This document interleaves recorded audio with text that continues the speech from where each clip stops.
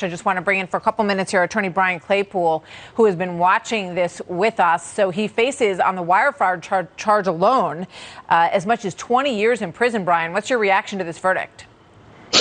Yeah, hey, Martha, great to be with you. I'm not surprised at all. I mean, I think the evidence was pretty clear that he sent a letter to Stormy Daniels' publisher pretending to be her and said, hey, send that first advance into Michael Avenatti's client trust account. I mean, clearly he was intending to defraud her. And quite honestly, I'm surprised that the jury took so long, because a lawyer with integrity, Martha, their best defense here would have been, hey, I have an engagement letter, right, with my client that sets forth how much money I'm supposed to get for helping you get a book deal. Where's that engagement letter? There was no engagement letter. That would have been his best defense. So his human behavior alone, I think, convinced this jury that he intended to defraud her, and he never had any reasonable belief that that money was his. Yeah, we're going to be with Admiral Kirby in just a second. I just have, one more question for you. He chose to defend himself. Do you think that was a mistake, given how this played out?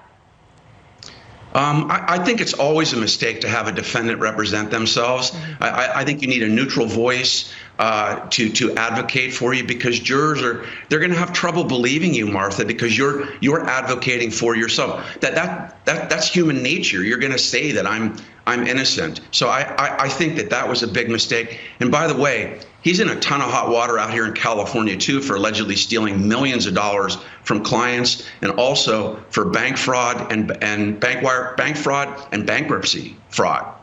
Well, it wasn't that long ago. He was a star of other cable news networks, and some were even suggesting that he should run for president. I think he suggested that at one point.